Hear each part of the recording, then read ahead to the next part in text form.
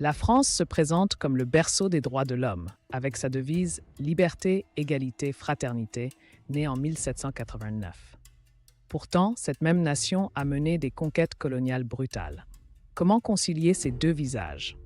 Ce paradoxe ouvre notre réflexion sur le double standard français.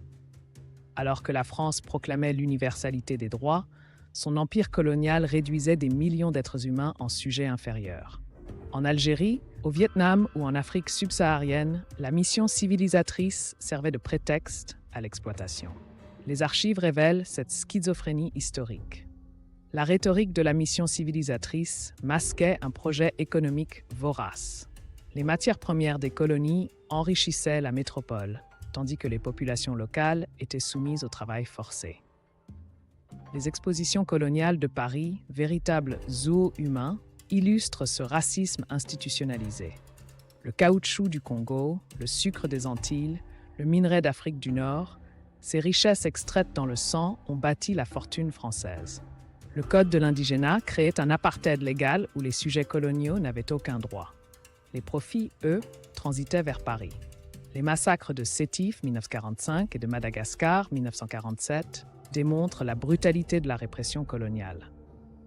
Des dizaines de milliers de morts, des villages rasés. Ces épisodes longtemps occultés révèlent la vraie nature du progrès français. Les archives militaires parlent de pacification pour décrire ces crimes. En France, les manuels scolaires effleurent à peine la violence coloniale. Aucun musée n'est consacré à ces millions de victimes.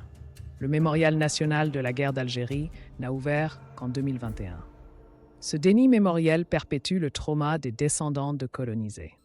De Frantz Fanon à Thomas Sankara, des intellectuels et militants ont dénoncé ce système. Leur message est clair.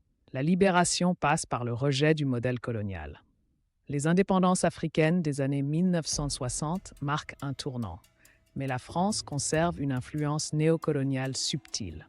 Les banlieues françaises, le traitement des Outre-mer, les discriminations systémiques. Le colonialisme a laissé des traces indélébiles. Le concept de francité exclut encore ceux dont les ancêtres furent colonisés. Pourtant, la République se présente comme un modèle d'intégration. En 2023, Emmanuel Macron qualifie la colonisation de faute, mais refuse les réparations. Les débats sur la restitution des œuvres d'art volées révèlent les résistances du système.